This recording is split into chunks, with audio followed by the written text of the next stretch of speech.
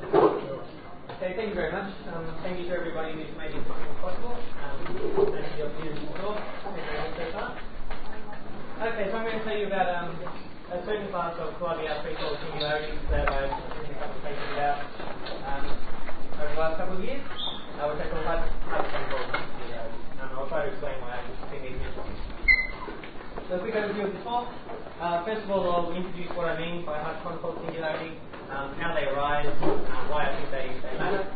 Then I'll give an explicit example and I'll just and an overview of this class of singularities and how they can be resolved.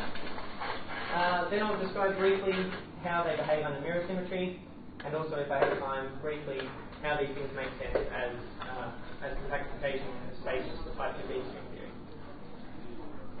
Okay. So the original motivation for this work came from the heterotic string, where for phenomenological reasons we want multiply connected Calabi-Yau threefolds, so we can turn on Wilson lines to break the gauge group. Now, a multiply connected manifold comes as a free quotient of a simply connected space, so let me stick to Zn groups for now. So my multiply connected Calabi-Yau X is a free quotient of X tilde. Now, it's often true that if we specialize the complex structure of this covering space, impose one condition on it, then the generically free group action can develop a fixed point. Initially I thought such a fixed point would just be normal, like it is when you generically have fixed points for group action. It's not. A simple argument shows you that the covering space is always singular at such a fixed point.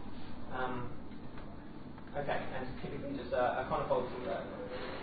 So what that means for the quotient space is that the image of this singular point is now a singularity which is a discrete quotient of the conifold, where the quotient action fixes exactly the singular point. So it's still a point-like singularity. And it's this that I'm calling a Zn hyperconifold. So it turns out that just like the conifold, these singularities are toric, they have local toric descriptions. This gives us an easy handle on their geometry, and in particular lets us resolve them and show that such resolutions are preference and projective. So in particular, the resolved manifold is again Calabi-Yau, and we have topological transitions between Calabi-Yau manifolds. I'm using Calabi-Yau to mean what Professor Yau was calling Taylor Calabi-Yau, so I'm demanding that they're always projective. Okay, so when we undergo one of these transitions, in passing to the singular variety, we fix one of the complex structure parameters, that's what I said earlier. And when we resolve the singularity, it introduces n-1 new divisor classes. So altogether the change in the Hodge numbers is h11 increases by n-1 and h21 decreases by 1, corresponding to the complex structure parameter that we've lost.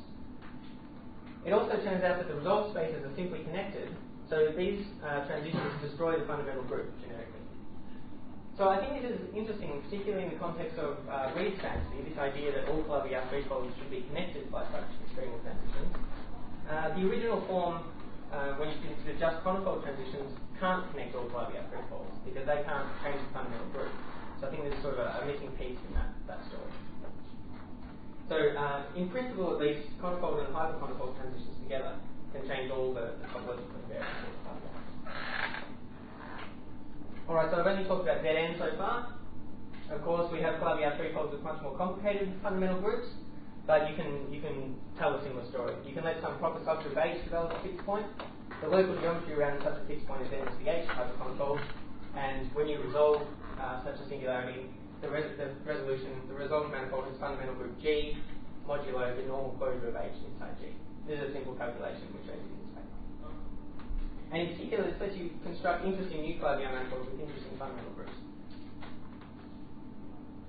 Okay, so that's sort of an overview of what these things are. Let me now go into a bit more detail. And I'll do that by giving you one example in quite a bit of detail. I think that's the best way to understand these things.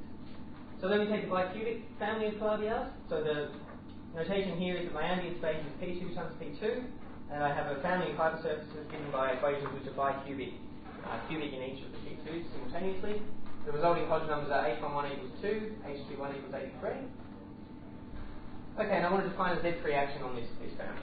So I define a Z-free action on the ambient space, just acting by multiplying the homogeneous coordinates by third reach of unity here. And I consider the subfamily of invariant hypersurfaces. So an invariant bicubic begins like this. I can choose these two coefficients just by rescaling my homogeneous coordinates. And it's easy enough to check that such an invariant hypersurface is generically smooth. It misses the fixed points in the ambient space. So when we take the quotient, we get another smooth family of Calabi-Yau manifolds with Hodge numbers 2 and 29, and with fundamental group Z3. So there's a simple, well-known story. So now I'm going to be a little perverse and ruin that nice story by letting a fixed point of this group action develop. So let me consider one of the Z3 fixed points in the ambient space, where only Z0 and W0 are non-zero, and the other homogeneous coordinate stage. And as you can see, that's why I wrote these terms. This is the expansion of the polynomial around this point. So in local coordinates, it looks just like this. And you can see that if we wanted to intersect the fixed point, all we need to do is set alpha naught equals 0. So this is the one condition on the complex structure that I talked about. And when we do that, you see there are no linear terms here. So the local geometry we get is just the conifold, and these four local coordinates all pick up the non-trivial phase under Z3. So we get a Z3 quotient of the conifold where the group action picks the zoning of the singular point. So in the quotient space, we have this Z3 hyperconifold singularity. As I said before, it's toric. We can draw its toric diagram. Here's the toric diagram for the conifold. We have a toric Z3 action. So all we need to do is subdivide the lattice. You can see here that the original lattice is index 3 inside this new lattice. Obviously, you have to calculate the shape of this, but this is done in paper. So it looks like this locally. And now we want to ask about a resolution. Well, it's clear from the toric diagram there that locally, at least, we can resolve this thing, and it has a Kreppel resolution, meaning we don't change the canonical class. Still Calabi-Yau in that sense. And I used Batterev's global sort of formalism to show that resolution is actually projective when you glue this local resolution into the compact variety. So indeed, we get a transition between compact Calabi-Yau prefolds, and the Hodge numbers change as I described before. Now, the toric formalism also shows us that the exceptional set here is simply connected. Any fan with a top-dimensional cone would be a simply connected toric variety. So the exceptional set here is simply connected. We allowed the Z3 actions to develop a fixed point. So in undergoing this transition, we've destroyed the fundamental group. So the new Calabi-Yau is Hodge numbers 4 and 28, and is simply connected. So this is a very typical example of this process.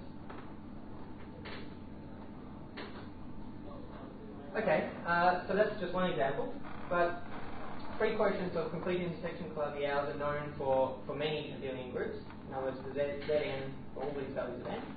In fact, the free group actions on CTs were classified by Volker Brown in this paper last year, nice paper, and there are about hundreds of them. So there are lots and lots of these examples. And in all cases, we can do just what we did to the BiQ here. Let the hypersurface approach and intersect one of the fixed points in the ambient state. Get one of these Zn hyperconifolds. In the pages I showed that in all cases you get a global Kreppel projective resolution. So in all cases we get these hyperconifold transitions. Now this should be contrasted with the conifold case, where if you have a Calabi-Yau conifold singularity with nodes, there are homological conditions that the vanishing cycles have to satisfy in order to have a projective resolution of such a nodal Calabi-Yau. In the hyperconifold case, it's always automatic. So in that sense, it's actually in here. Okay, so here's another couple of examples of local geometry, just so you can have a look at these things. They're kind of neat. So here's a Z8 quotient of the conifold, which arises in several quotients of CT. And to do the resolution, it's actually quite straightforward in these cases where our n is even. So if our n is even, we can just blow up the singular point. That corresponds to adding a divisor right in the middle here, and the corresponding cross. Of course, blowing up keeps us in the projective category, and we're left with just all the whole singularities which we can now resolve in the same way. Okay, so, and here's another case of Z10. So all pretty straightforward. Okay, so before I go on to talk about mirror symmetry or string theory, does anyone have any questions about anything so far? Actually getting through this more quickly than I thought I would. Actually, I have a comment to that. Yes. In the 80s, algebraic geometry actually to study this question from directional geometry point of view. Mm-hmm. They also classify what kind of singularity you can have. This is at least there too. Yeah. Oh right. Okay. I wouldn't mind getting a reference off you. You check a Koolhaas thing. Okay. Thank you. I wasn't aware of that. Alright, so if we have something interesting happening with Clavier manifolds, we might expect to have something interesting with their mirrors. So that's a natural question to ask. So let me talk about that. Actually, I need to acknowledge Mark Gross here.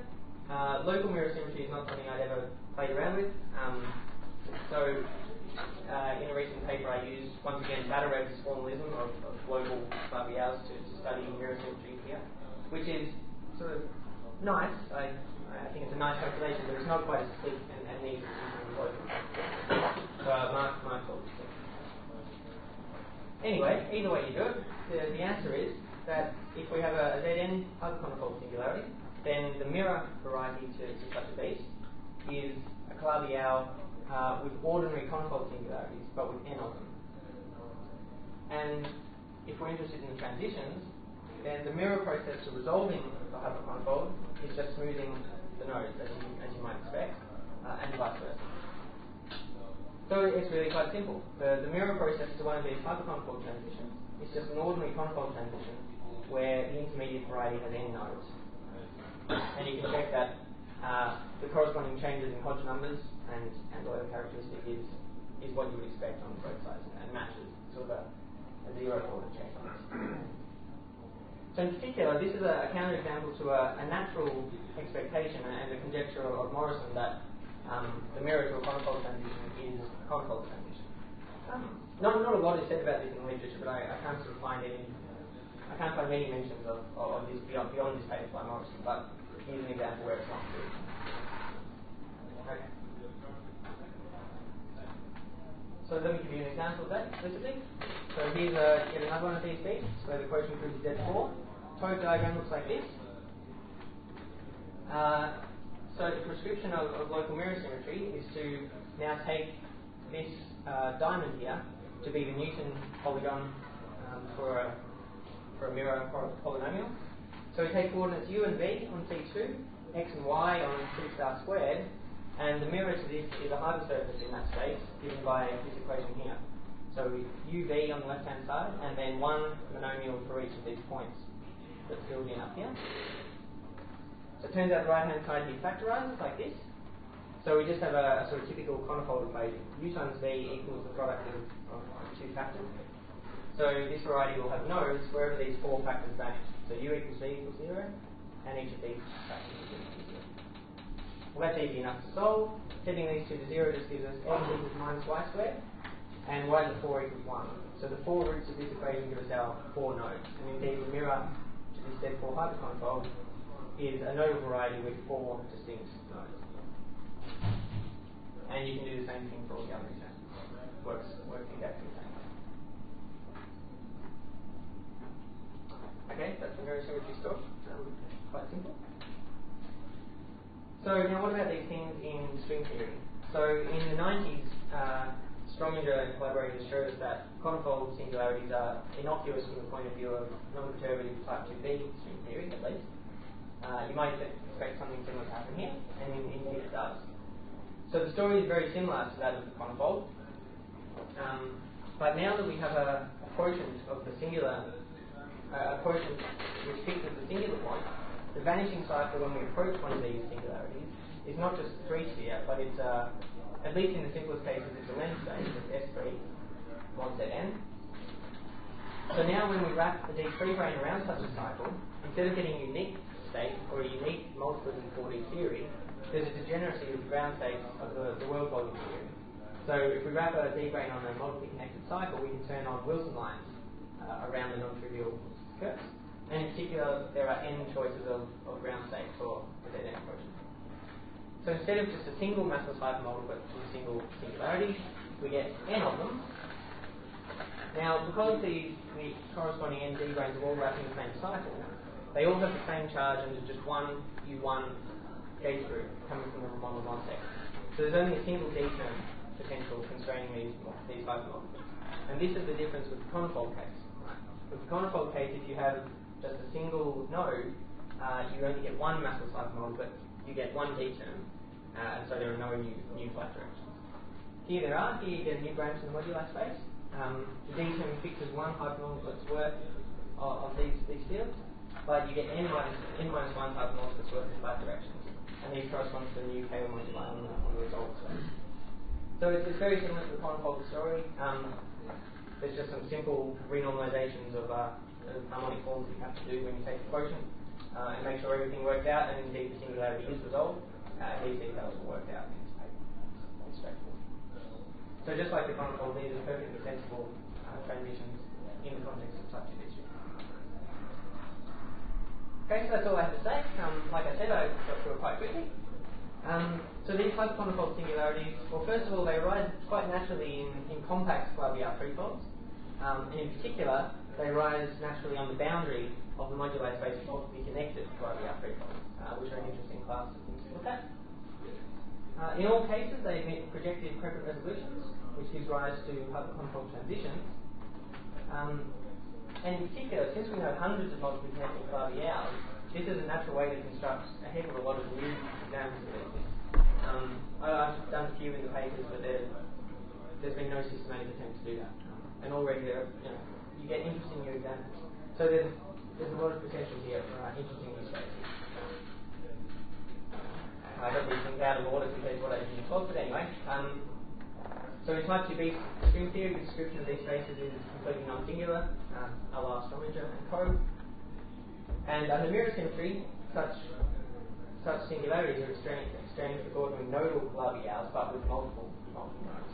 So it behaves nicely under this. And finally, another reason I think these things are important is if you're interested in the connectedness of Flaviar moduli space, well, you need something more than conifold transitions if you want to change the fundamental group. And I think these things are a natural candidate to do. Okay, so that's all I've got to say. Thank you.